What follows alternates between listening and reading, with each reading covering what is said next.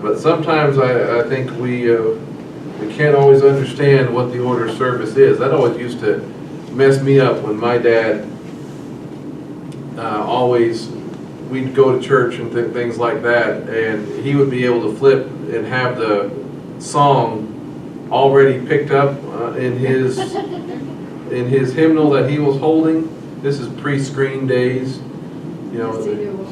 And so it always kind of marveled, how'd you get there that fast? Or how did you know what song they were going to do? Because I didn't want to read the bulletin. That was the last thing on my agenda for the morning, was reading the bulletin. I didn't know that it told you everything that you needed to know about what was coming right in there. And that's kind of how we are with the Word of God, with the scriptures and things. There's a lot of things that are in there that you would know, you'd have a better idea of what's coming the better we know this. And it'll surprise us on a few things, but it's not as if he hasn't told us on most of it. So, can we turn on the lights? Y'all might not, I don't know if y'all, will have to tell me how well we can see this. But it's over here behind the TV. I can't see it. Okay, y'all see that at all? This can't pick up on it. It's like See, there's no way to control these lights here in the front. Maybe you could just open the blinds. Well, can we try that? yes, turn it on. Whoever needs more lights to put the blinds. So if I sit here in the dark. Yeah, we There don't want you you go. going to sleep. There you go. That's better. Well, now, Kelly's not one that makes you sleepy, so you shouldn't have that problem. Hey now, it's happened before. This morning. No, no. All right, we're starting out in Exodus 18, verse 13. I'm going to read this section, 13 through 18, and say a few things, and we're moving through here. It says, the next day Moses sat to judge the people, and they stood around Moses from morning till evening. When Moses' father-in-law saw all that he did for the people, he said, "What's this you're doing to the people? Why sit by yourself alone with all the people standing around from morning until evening?" Moses answered his father-in-law, "It's because the people can't come to me to inquire of God. When they have an issue, it comes to me, and I judge between a man and his neighbor, so I make them understand God's statutes and his laws." But Moses' father-in-law said to him, "What you're doing is not good. You will surely wear yourself out, as well as these people who are with you, because the task is too heavy for you. You cannot do it alone by yourself."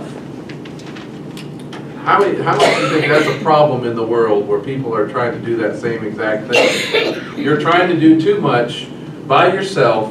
You don't ask for any help. You know, he exemplifies this human tendency and this human nature to take too much upon ourselves to try to do everything, because some of it is we don't know if the other people know what they're doing, right? We don't really trust that they understand what needs to be done, and since they're not going to do it right, I might as well just do it myself.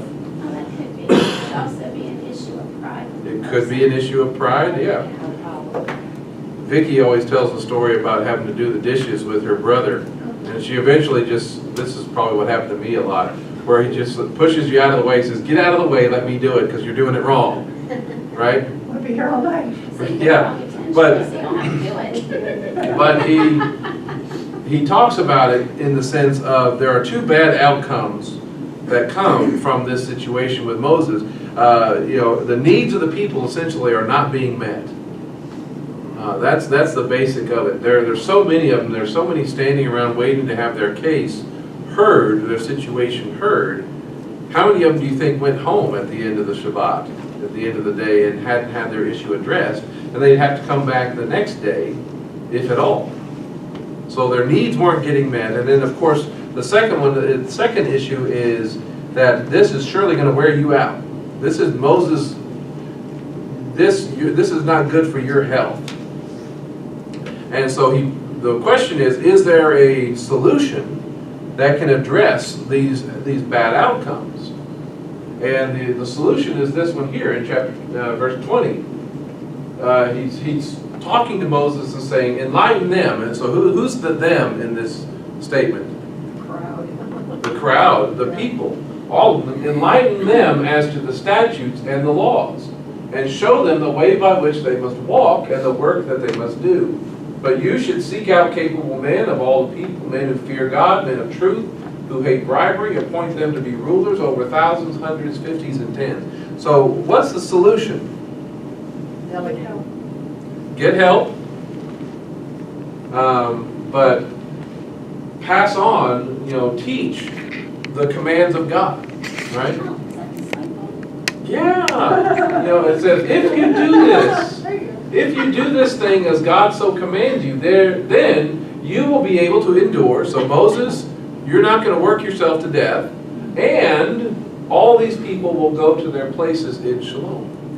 So that's the solution for it. And basically teach everyone the commands and the Torah of God so they can apply it themselves. Don't keep all the knowledge of what you know about God and His ways and His commands and His statutes, but spread out the knowledge of God's instructions. This is something that is very unique. When you think of other world religions, when you think of Gnosticism, when you think of all the different things that are out there in the world, what do they tend to do with knowledge? And especially spiritual knowledge. Make it secret. They want to control it. Yeah. They want to try to keep it to the elites. They want to keep it to the few, to where you're completely dependent upon them to explain what it means and tell you what it means, and you have to take their word for it that that's what it is and that's what it means. Have we battled that even within traditional Christianity?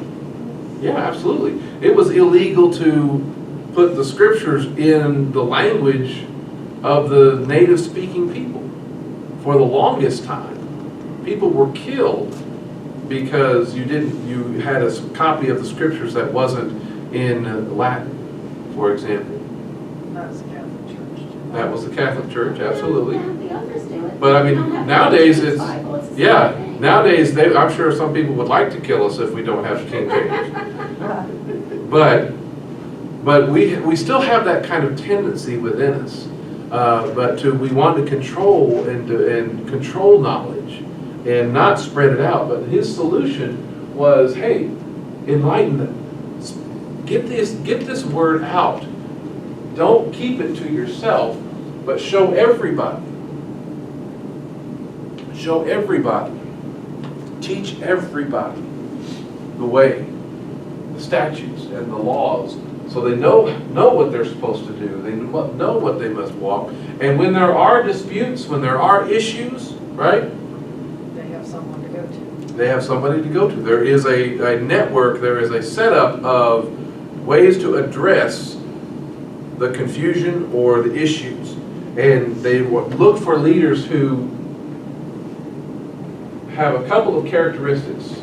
They fear God. That's the most important thing right there, isn't it? They fear God, they love the truth, and they hate corruption. All right? Wouldn't that be nice? If our government, if this was the three requirements for our government right now, It wasn't one time. There would be no government. there would be, well, most of the people there now, many of the people wouldn't be there or wouldn't be qualified anymore. Is that what you're saying? Yeah. Yeah. About 99.9. If we live 99.9. we wouldn't need a government. What's that? I said if we live with that last verse, we wouldn't need a government. Yeah, we wouldn't need as much, because governments exist because people don't fear God, they don't love the truth, and they are corrupt. So governments exist to keep things in check, to keep things from getting too out of hand. Make a lot of money. I have a question. Yes, Could this be a spiritual picture where it talks about in Revelation setting that stone? well, we know that what it teaches and what it suggests is that there is a structure, there is a hierarchy of leadership and delegation of authority. How exactly that's going to manifest, we'll find out. But he is not a God of disorder. He is a God of order. And when you talk about being the least in the kingdom, kind of a thing, there's those that are great in the kingdom, there are those that are the least in the kingdom. Everybody's in the kingdom, but maybe if you're the least, maybe you're only in charge of 10. Right? Or maybe you're one of those that got. Maybe you're one of the 9 that the 10 is. The saved that got saved by the sinner. Yeah. Right. But there are, this also suggests that idea of hierarchy, of reward, of responsibility. Those who have been entrusted with much, the more you have that responsibility. You demonstrate faithfulness in the little things. Here you take responsibility for greater things. That's that kind of concept. And so the Lord is looking for people like that. He is looking for people that can take those kind of responsibilities. And of course, again, the result is Moses, endures. The people will have peace. They'll know how to live.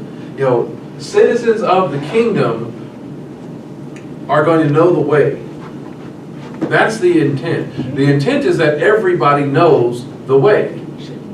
Everybody knows how they're supposed to live. Everybody knows how they're supposed to walk and the work they must do.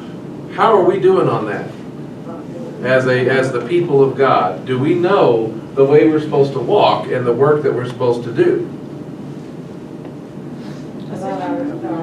Well, even those of us here, we might be further along in our knowledge, but do we know everything? No, we've already talked about several examples of things that we don't exactly know.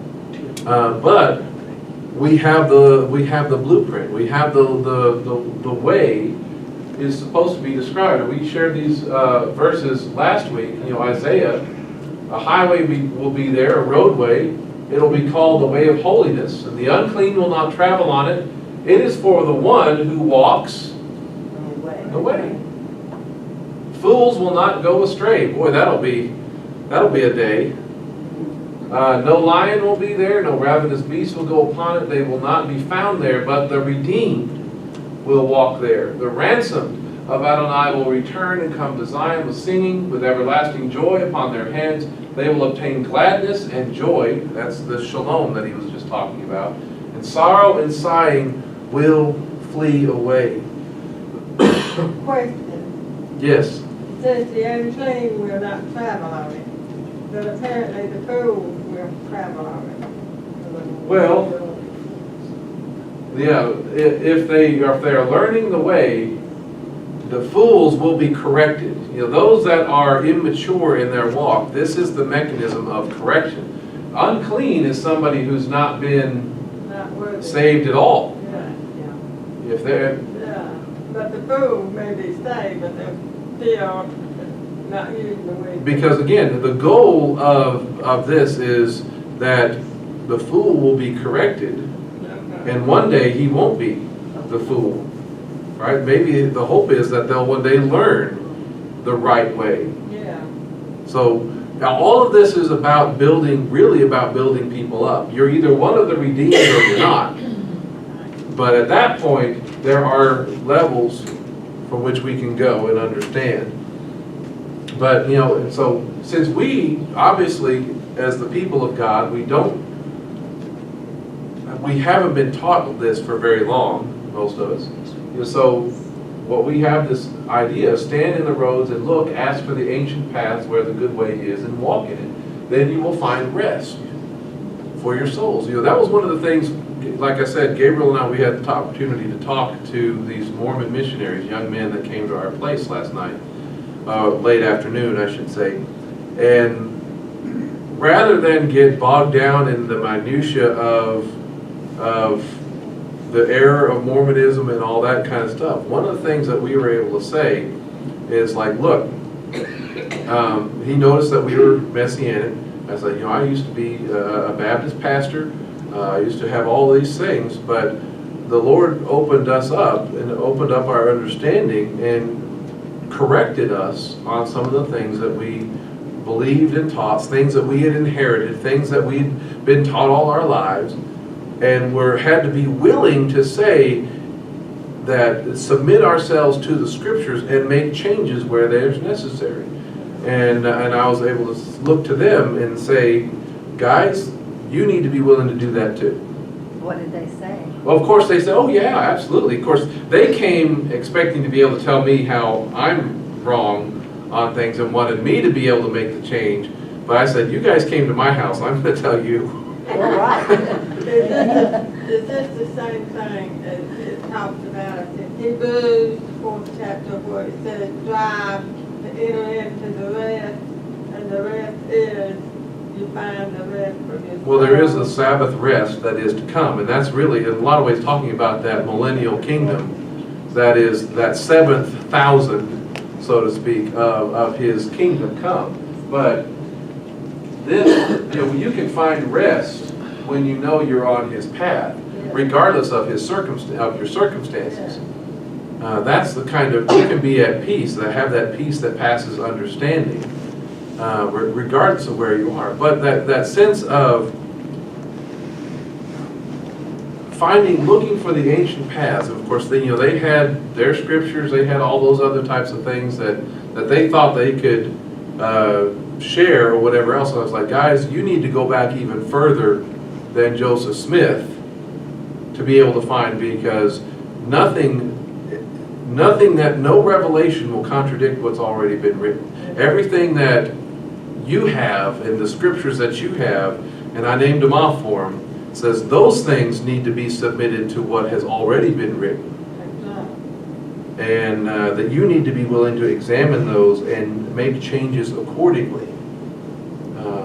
If they won't take the scriptures, they won't go to the Well, you're right. They want to analyze the scriptures in light of the Book of Mormon. They want to take what their scriptures and interpret those things in light of these. I said, but I was able to tell them that it needs to be reversed the other way around.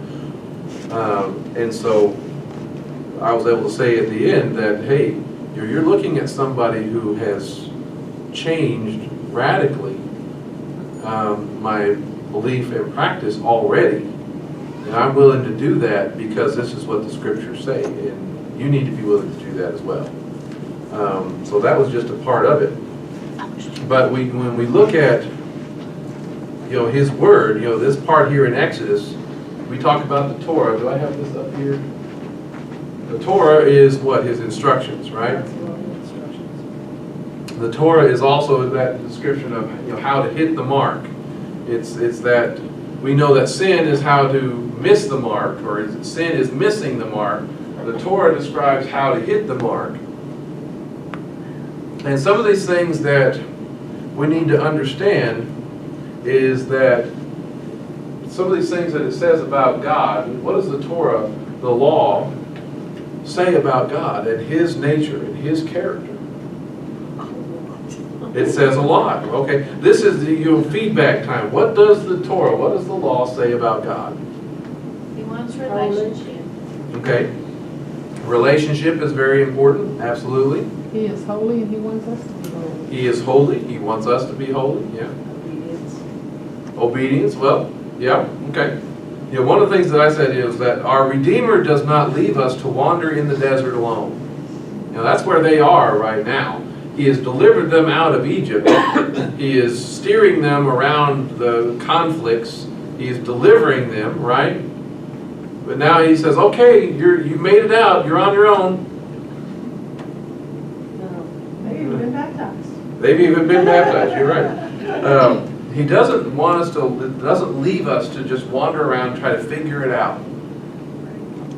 Figure it out. Figure out what I want.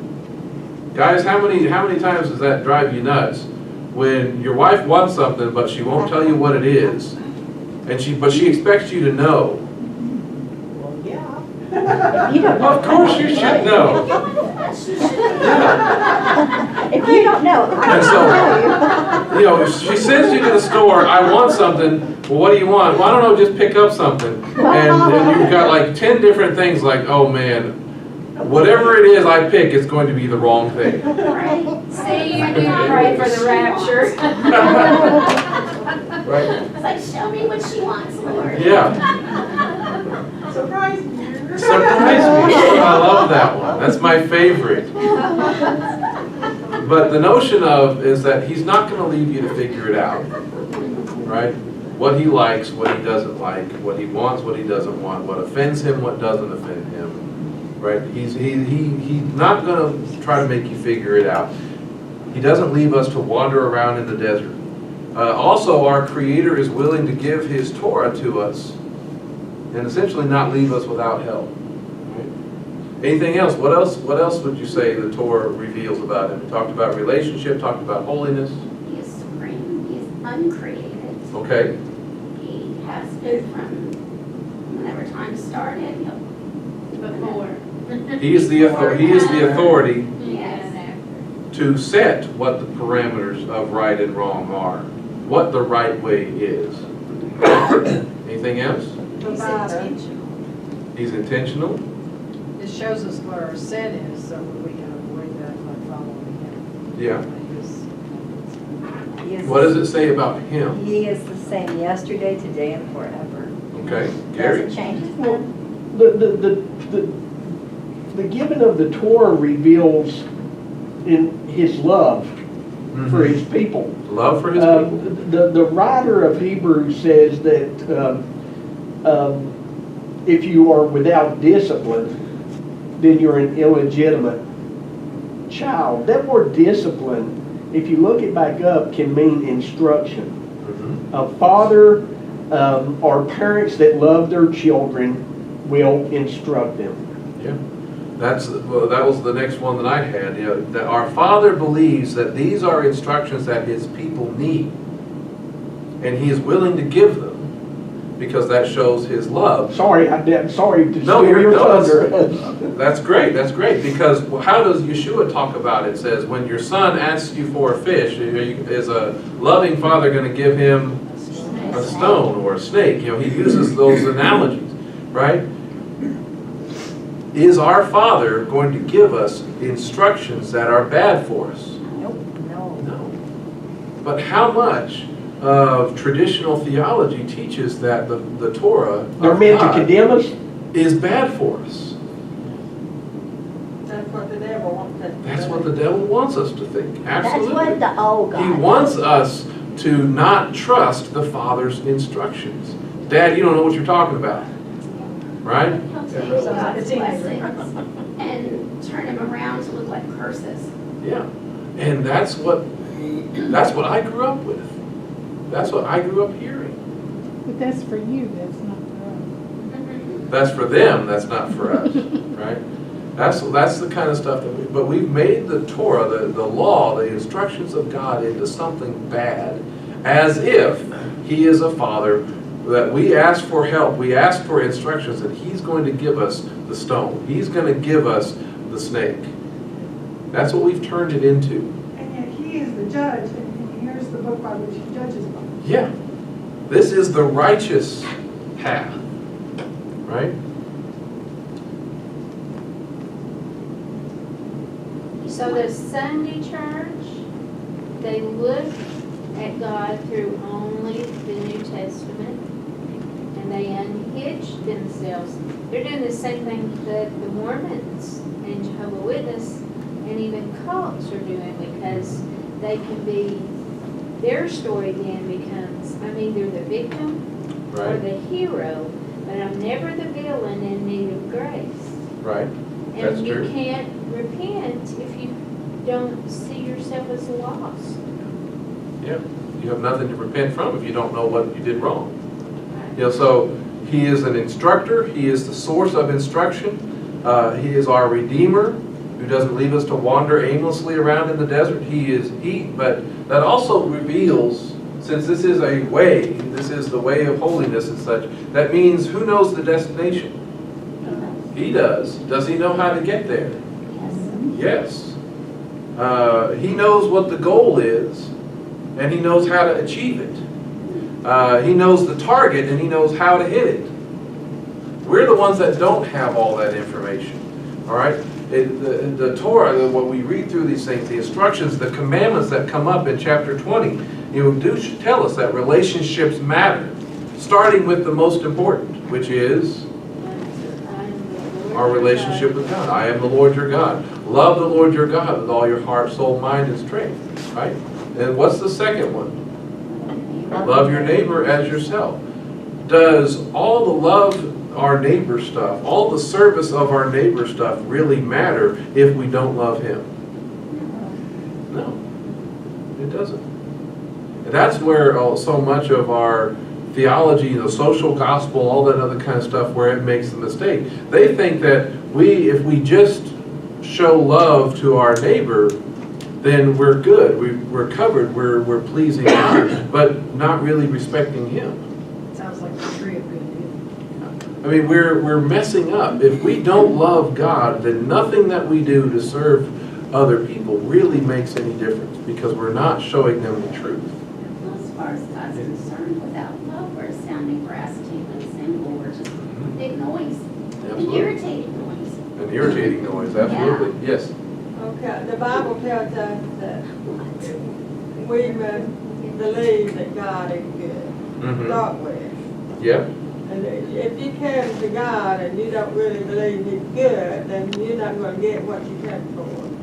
that's very true. And also, it also teaches us that He has given us everything we need for godliness. Yes, he has. And if He's given us everything that we need for godliness, then we just need to follow, as you say, His instructions. Mhm. So relationships matter, starting with the one with him.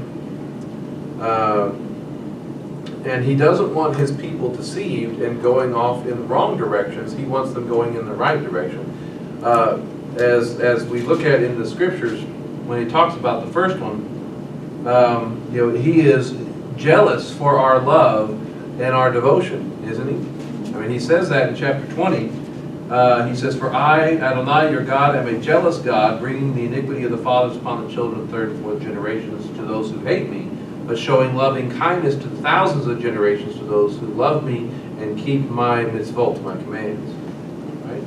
He is jealous for our love and devotion. Does he care how we treat one another? Yeah. His law and his Torah, his commandments show that. Because starting with honor your father and mother, all the rest of them tell us what? Give us an indication of how to relate to the people around us. Right? It lays down that pattern of things. He cares. He even cares that we set aside time. Right? Doesn't he? Be with who? Be with him first and with each other. Right? That's the whole concept of the Sabbath. He cares about the relationship between children and their parents. Our Creator understands that fallen human nature and even the nature of desire will cause us to make some very bad choices if it's not restrained and given limits. Right? The Torah reveals His character. The Torah reveals His holiness. If you say that none of that is relevant to you, none of that matters to you, you have to unhitch yourself from it, or that we have no faith or practice to draw from it, then we're not going to understand who God is at all. Because the Torah and His commands tell us more about who He is. Here's a question. Who are the 10 Commandments and the Torah and all that? Who's that given to? Well, is it given to a lost or an unsaved people? It's a mixed multitude. Is it a perfect people? No.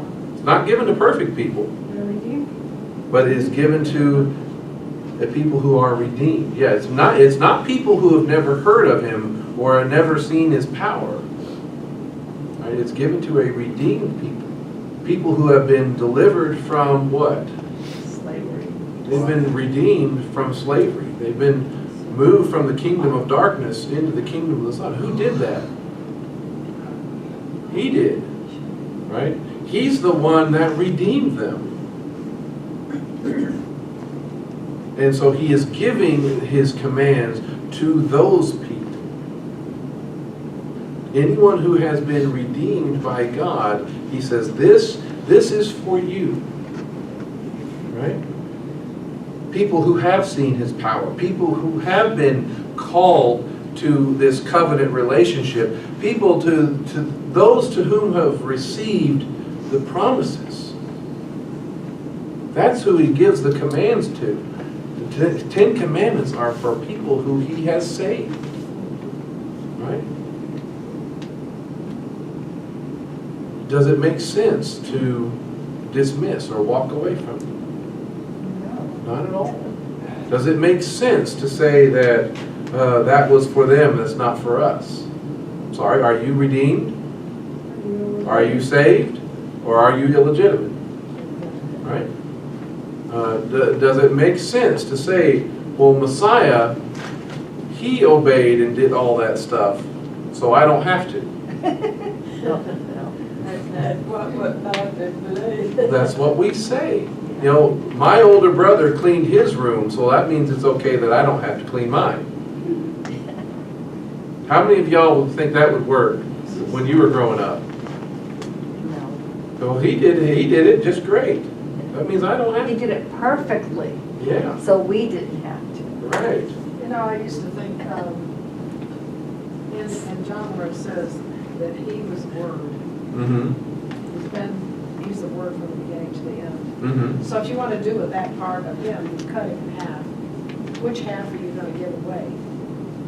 You have effectually cut him in half if he's the whole Word. But you want to do away with that part of it. You have, Yeah. They're saying that he changed, God changed, and he doesn't change. Mm-hmm. that's exactly right. Dr. Thompson, he's dead now, but one time he told me, he said, it's amazing to me that anybody that's never been saved is able to do anything good. But you know what, the devil can work through deception with making people feel like they're good, Mm-hmm. sometimes more than he can make them Oh, yeah. look evil. Oh, yeah. The appeal to false righteousness is very powerful, absolutely. Think about this. What are the commandments? What is the Torah, the law? What does that accomplish in his people? Set apart to go and be a light to others that are still Okay. in darkness. That's one of the things that he says in chapter 19, you know, when he says when the Lord is coming down, he says to verse 10, you know, go to the people and sanctify them today and tomorrow. So these are instructions on how to be sanctified, aren't they? To be set apart, to be made holy. Yes. You know, in some way, they are designed to shape and mold us into the image of his Son. Yes. And this is exactly what Paul says, that this is his will, that we be shaped into the image of his Son. Conformed. Yeah. Or conformed, yeah. Yeah. Conformed is oftentimes, it's not necessarily a pleasant term. To be conformed is it's pressure being put on you to make you a certain shape. Have y'all seen those pictures of they're popular in Japan from what I understand. They're watermelons that are square. Have you seen pictures of those? They are the weirdest looking things. But what they do is, you know, they start growing a watermelon, and they have a certain little box, and they let it grow in there, and then as it presses up against the sides, it can't grow any further in that direction, so it takes the shape of the box. And it comes out as a perfectly square little thing. And they said they made that, or they started doing that to help watermelons fit in the refrigerator. Okay. But it's just bizarre. You take a look at it, and they'll do that with other fruit, and they'll do that with other things, where they'll have like a mold or a cast, and they'll encase the fruit that's growing with this plastic piece or whatever else, and it'll come out with like shapes of people's faces or a logo or something built into the rind of the fruit or whatever else like that. It's really strange. Ethel, did you? Yes, what this accomplishes really is it brings peace both for the people, both with God and with man. Yes, it does. Take your analogy a little further, it puts us in a box and lets us grow into the image of God. Yeah, it shapes and molds us into, conform us into his image, and that is peace. That is what we are supposed to be. You know, it gives us instructions on how to be sanctified. Do I know how to be sanctified in my own? No. He tells me how. You know, with what Mr. Estes was saying about it being peace, you know, it's the king's peace. You know, like we are citizens of his kingdom. We have to live by the king's peace, and the Torah is the definition of the king's peace. Mm-hmm. And it's instructions on how to live in a world that is not redeemed. It's instructions for the redeemed, how to live in a world that is not redeemed. How to choose which way to go. Because how many paths, how many options do we have? How many paths could we go on? Many. A whole lot of paths. Do all paths lead to God? Do all paths lead to salvation and the same place? No, they don't. But he can use those paths. Well, he can get you. God can get you. He there, can but get they're you not off of able to. any path onto the right path Yeah. at any time. Yeah. He ultimately did get Israel off that 40-year path, didn't he? Yes, he did. Yeah, there is always an exit ramp off of the wrong path onto the right path. God allows U-turns. Yeah, he does. So, Gary, did you have something else you were? Well, you know, when the word conformed, in my mind, kind of gives the idea of a blacksmith forging material. He's shaping it and conforming it into something to suit its purpose. Or perhaps even to heighten on that, a jeweler, you know, since we are supposed to be beautiful, he is, you know, taking Treasured the rough, possession. a treasured possession, he's taking the rough thing and he's chipping it down and he's, you know, heating it and, you know, cutting it with shards of itself. You know, they use diamonds to cut diamonds, so as iron sharpens iron. This is exactly what it says in chapter 19 when it uses the term, "You shall be for me a treasured possession." It's literally one of the most precious jewels that a king could have in his possession. Yep. And so the Torah, the commands for the life of the believer, as have already been mentioned, it defines what sin is, right? And has that definition changed in the New Testament? No. Or is it the same? 1 John 3:4. Sin is what? Toralessness. Toralessness, lawlessness. Right? If you don't have the law, then all you have is sin. Right? If you live by it, you are understanding what it is. Is this, look over in Romans chapter 3. What does it accomplish? Does the Torah, does that accomplish salvation in his people? No. Well, if you do it perfect, yeah, I suppose. But there's only one person that's ever pulled that off. Yeah, that's right. So look at Romans chapter 3, verse 20. It says this, so, for no human on the basis of Torah observance will be set right in his sight. For through the Torah comes even the awareness of sin. Okay? So it does not accomplish salvation. To say it again in verse 27. He says, where then is boasting? It is excluded by what principle of works? No, but by the principle of faith. For we consider a person to be set right apart from Torah observance. It says that pretty clearly.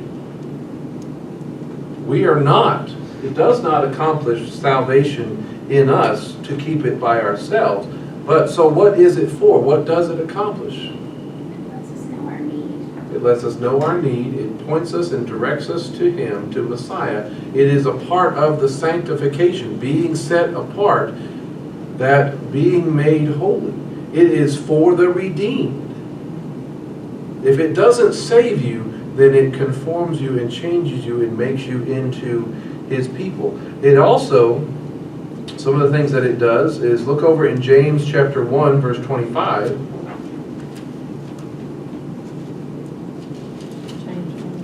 Right.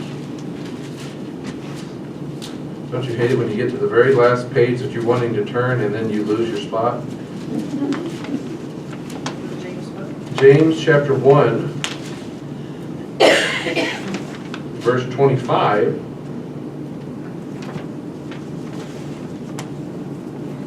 But the last part of that says, if you continue in it, not being a hearer who forgets, but a doer who acts, he shall be blessed in what he does. He says, the one who looks intently into the perfect Torah, the Torah that gives freedom, and continues in it, he shall be blessed. So is the Torah, is the command supposed to bring blessing? Yes. And freedom, which is the opposite of what, And freedom. you know, a lot of people think, Yeah. that you're under the law. He that you're being gave these suppressed. commands so that we would be free, Right. not. We would be his slave, we would be his servants, right? But he's not coming to put another yoke upon us, a burden upon us like the Egyptians had put on We're not us. slaves to sin and death. Right.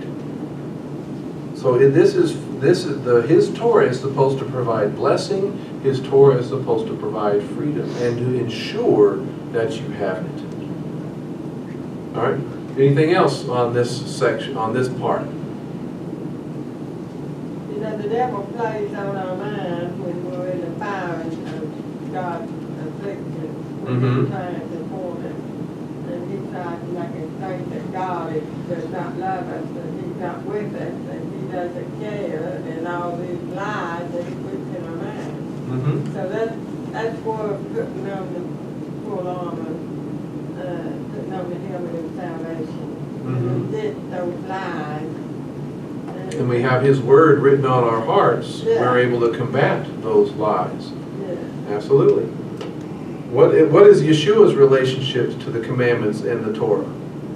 He is the Torah made flesh. He is, absolutely. He is the Word, Manifest. the Word of God, the Torah of God, the instruction of God made flesh. So that he can do what? Walk among us. To walk the way, to walk the path. And destroy the works of the devil. Mm-hmm. Yes, Gary. You know, what in some way we need to realize this is that the giving of the Torah was integral to Israel's mission. And it was the same mission given to Abraham. And that mission was for the purpose of bringing the nations back to God. Right. How can they be a kingdom of they were to priests? be a kingdom of priests. How could they be if they have no instruction on how to serve as Exactly. in that role? You know, as a kingdom of priests, these were necessary. They were integral. Mm-hmm. You know, part of their mission. You are the light of the world. Yep. So Yeshua, what's his relationship? So we know that he is the Word made flesh. Look in John chapter 5. We've shared these before and talked about it for a while. 5:39. You know, with the Torah and everything that Moses wrote. What do they say about? They testify about Yeshua, right? They give the instructions. They give us the ability to be able to identify Messiah and who he is. John 5:39. You search the scriptures because you suppose that in them you have eternal life. You suppose that the scriptures of the Torah will save you. And what have we already learned? You're not going to be declared righteous in that way.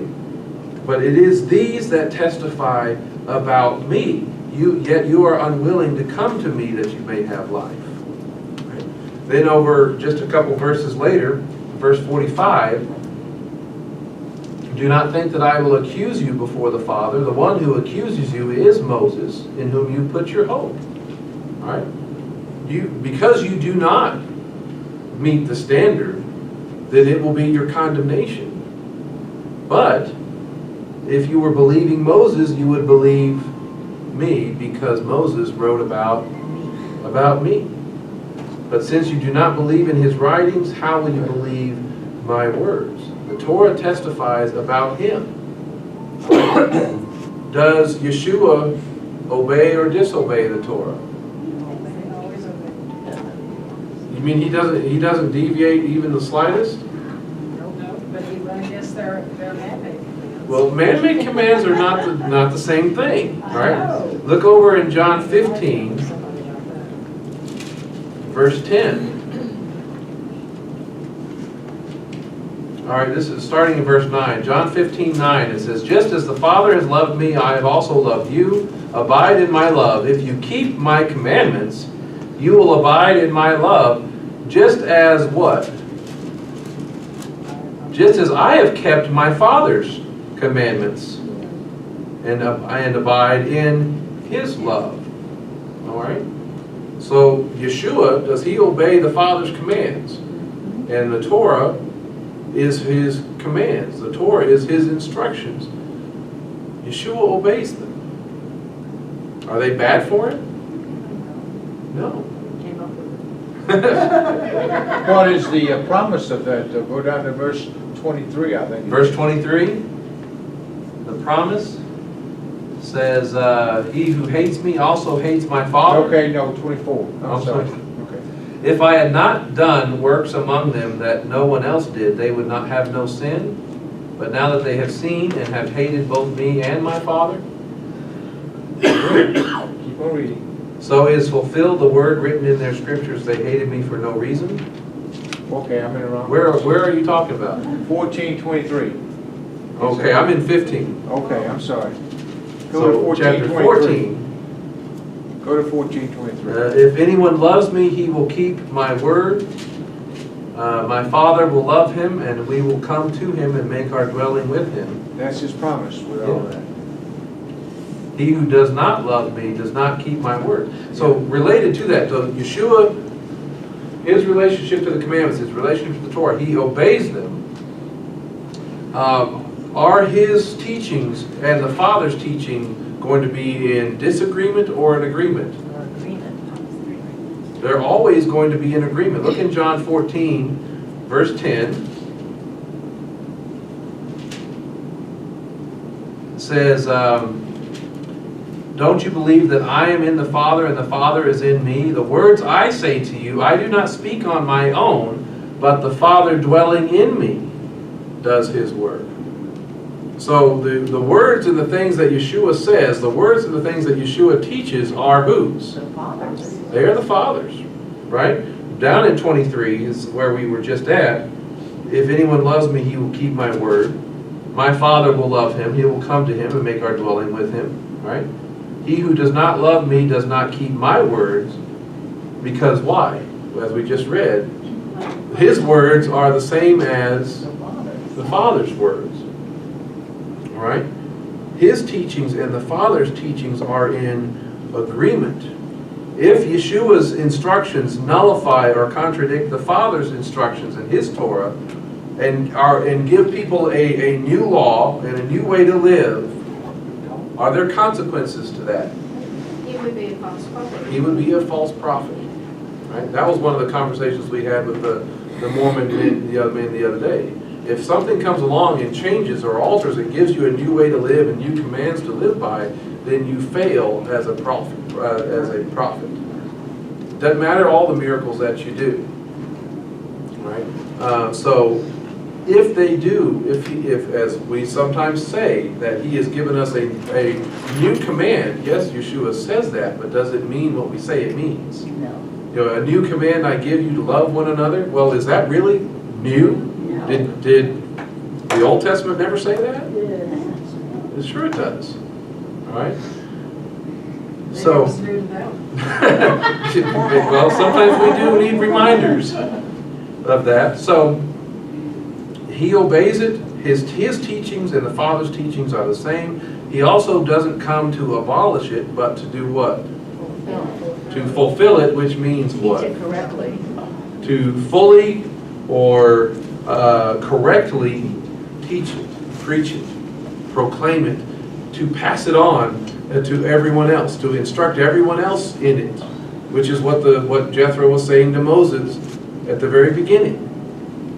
Teach this stuff. Spread this knowledge out. Don't just keep it to yourself.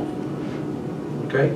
This is always intended to be fully preached and it's distributed so that people would know how to walk. Does that make sense? All right?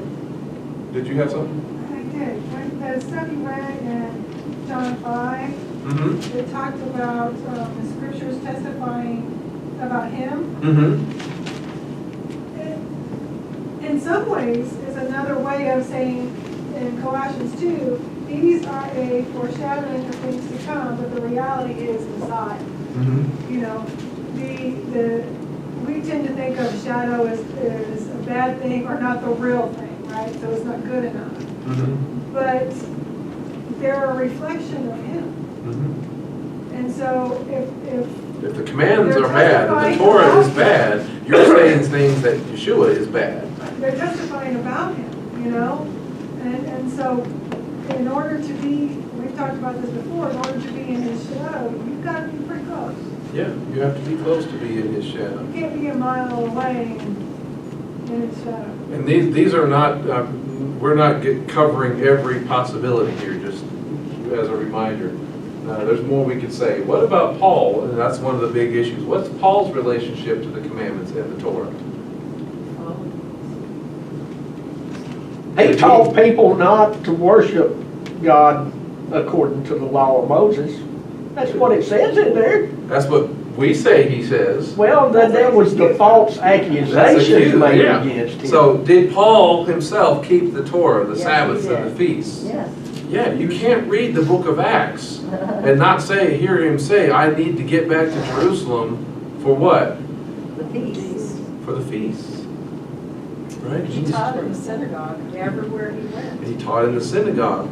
Look over in Acts chapter 21, which is one of the accusations made against him.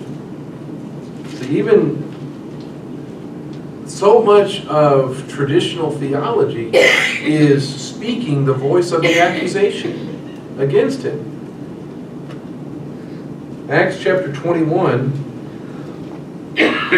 verse 21 says, well, go back a little bit. You see, brother, how many myriads there are among the Jewish people who have believed, and they are all zealous for the Torah.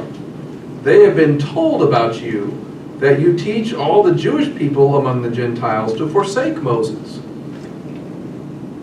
telling them not to circumcise their children or to walk according to the customs. What's to be done then? And then look over in verse 28. He says this is when he's getting grabbed by the mob, shouting, "Men of Israel, help! This is the man who is teaching all men everywhere, not just Jews, but everybody, against our people and the Torah and this place. Besides, he's even brought Greeks into the temple and defiled this holy place." That's the accusation. Okay, so what's the solution that the church leaders there in Jerusalem prescribed? Go back to verse 23. So do what we tell you. We have 4 men who have a vow on themselves. And what's the law, or what's the source for knowing what they're supposed to do with the vow? It's the Torah, right? A vow. How do you handle that? How do you live through that? How do you complete that? Well, the Torah tells you all of that, right? So take them and purify yourself, sanctify yourself, set yourself apart along with them, and pay their expenses so that they may shave their heads.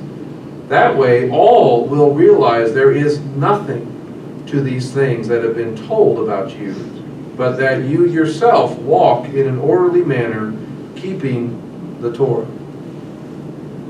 Now, if Paul was saying, you don't need that, I'm in Christ, I'm in Messiah, that stuff's worthless to me now. If he believed that and taught that, would he submit to that practice? No, I don't need that. So what he does, as for the Gentiles who have believed, however, we have written by letter what we have decided, right? And that's Acts 15, which we don't understand either in traditional theology. Verse 26, the next day Paul took them in, purifying himself along with them. He went into the temple, announcing when the days of purification would be completed and the sacrifice would be offered for each one of them. He went through everything prescribed for it. That's the proof that these things were falsehood. Look over in chapter 24, verse 14.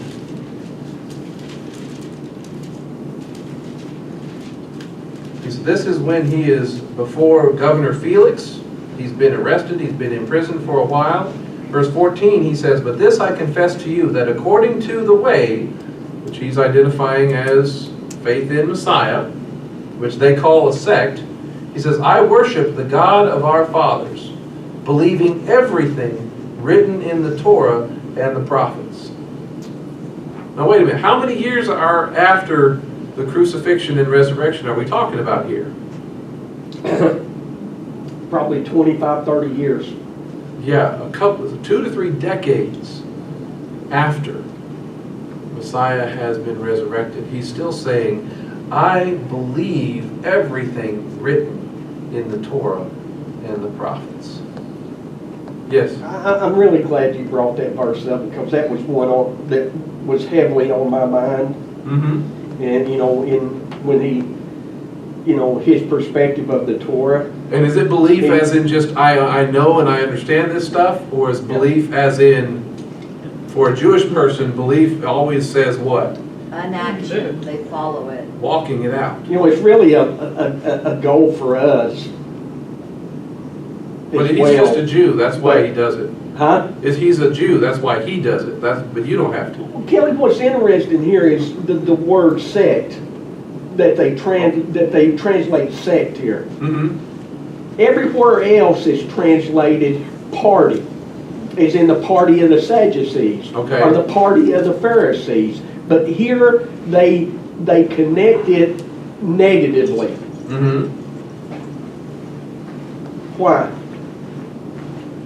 Well, because it can't be implying that, the way was seen as a legitimate party in Judaism having a voice in the temple. That's heinous. How could you? And that's a way of separating Christianity from these other expressions. It's the word that we get heretic from. That's pretty strong. It's heresis in the Greek. And actually the word heretic comes from that. We'll stick with infidel over here. Huh? We'll stick with infidel over here.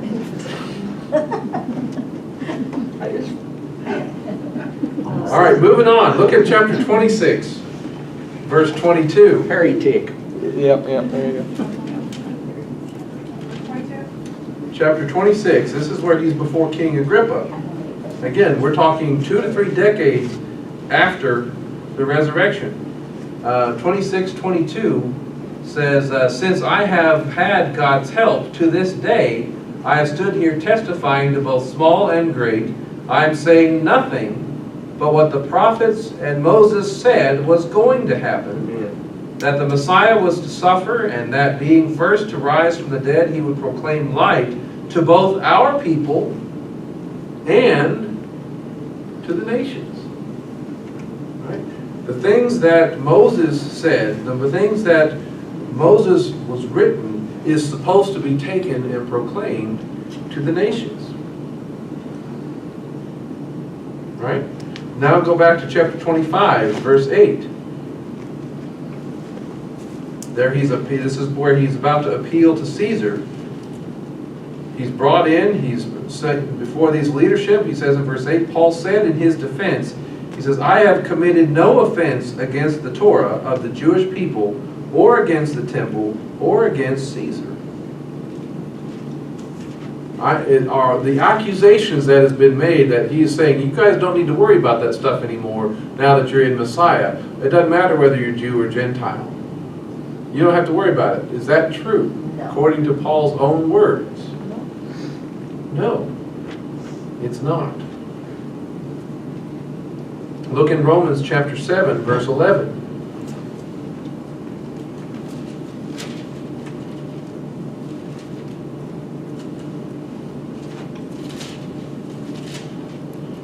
Romans chapter 7, verse 11, in talking about. It says, sin, taking an opportunity through the commandment, deceived me, and through it killed me.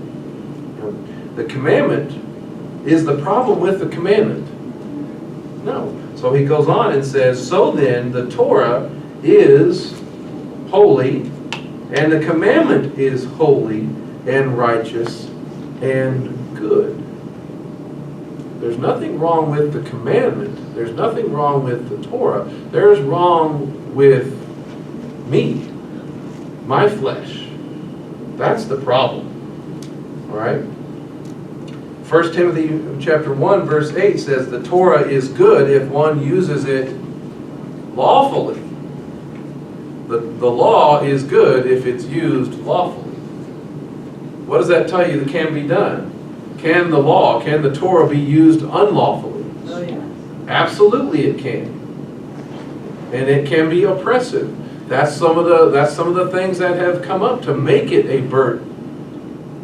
And people love to pile up on the burdens and make it a burden that neither us nor our people nor anyone can bear.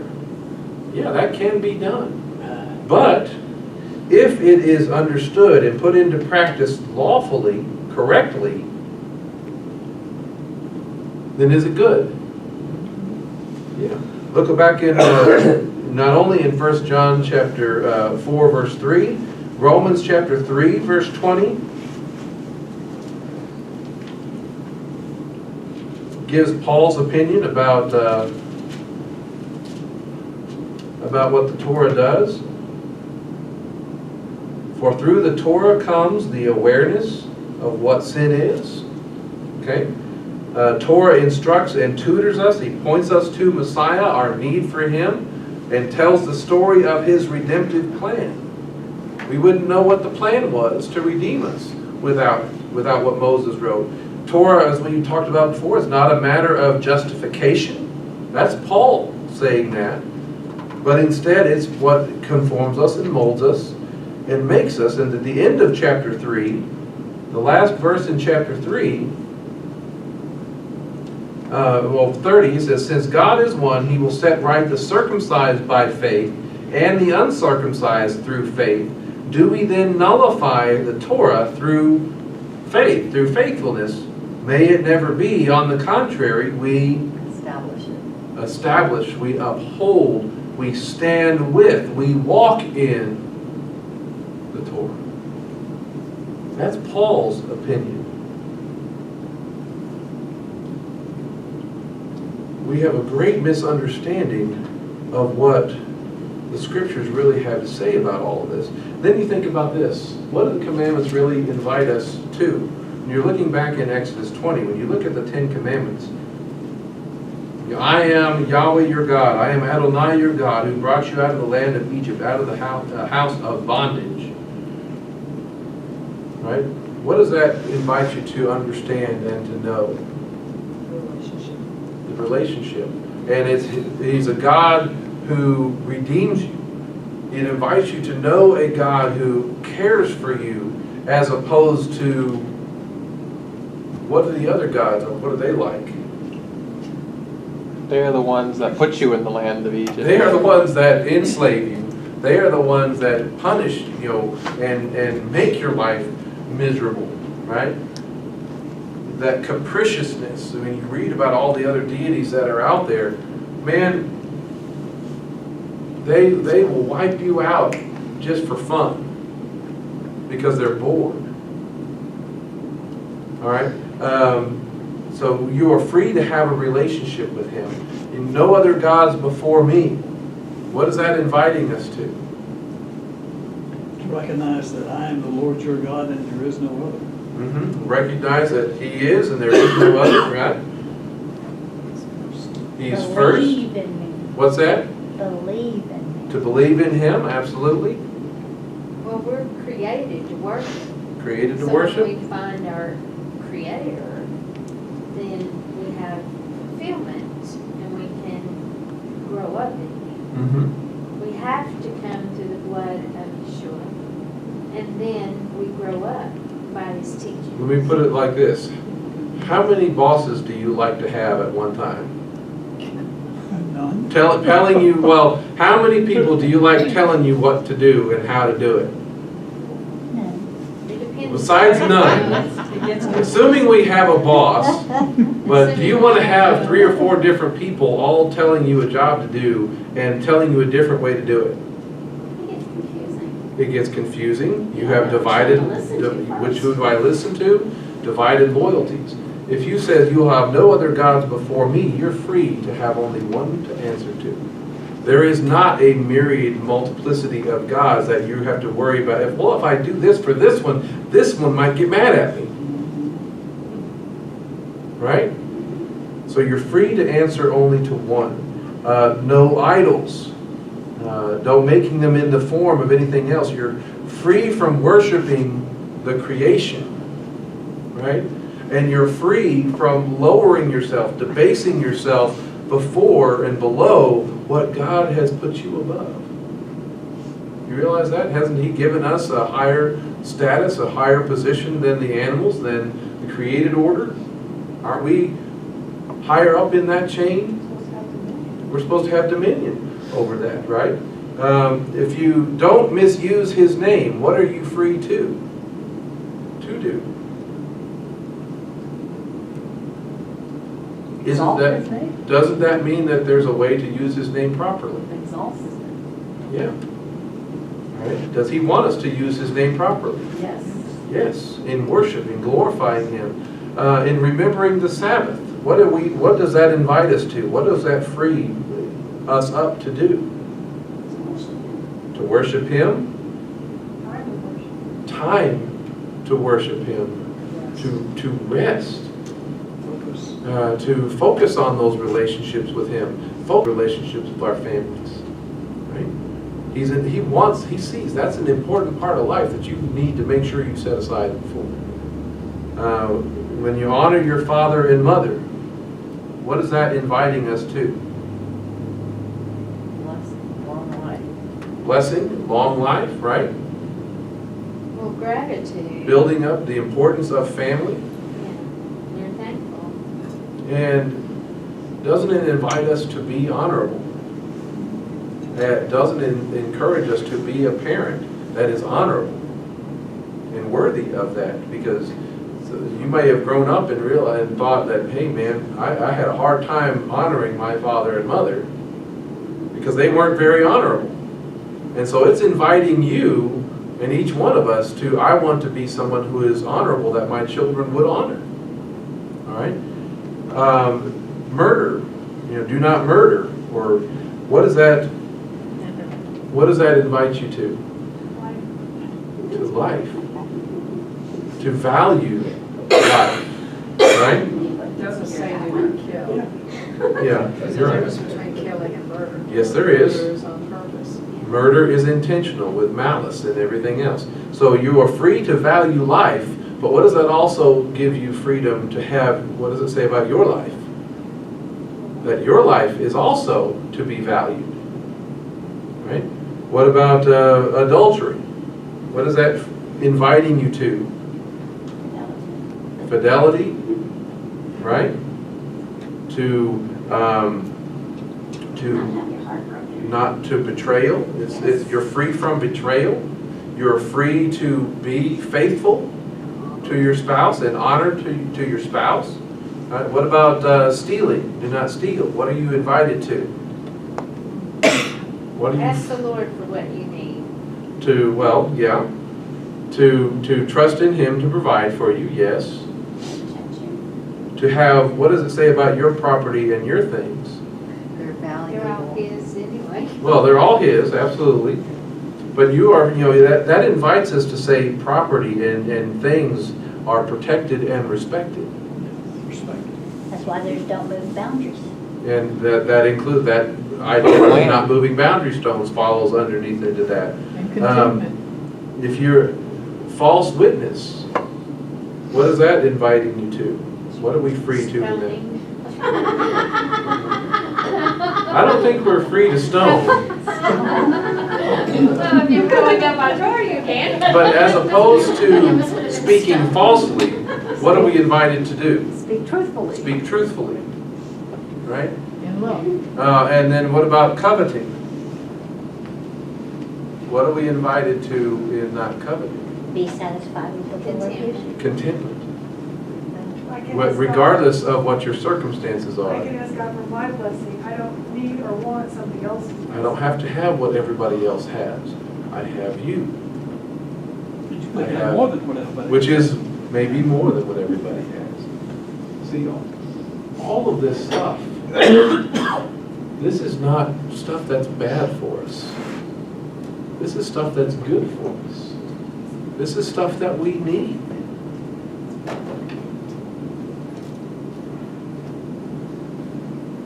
And it's stuff that we need to truly walk in and live by and have it distributed amongst us that we might truly walk in that way. I just want to say, we talked about this a little bit last night, how there's a difference between the commandments in Exodus and Deuteronomy.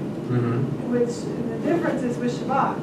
With Shabbat and Exodus, it goes back to creation, remembering creation. Deuteronomy is about remembering that you were redeemed from Egypt, that you were redeemed by mighty hand and outstretched arm. From that kingdom of darkness. Yes, from that kingdom of darkness. So as we celebrate Shabbat, we are remembering that He has redeemed us. Absolutely.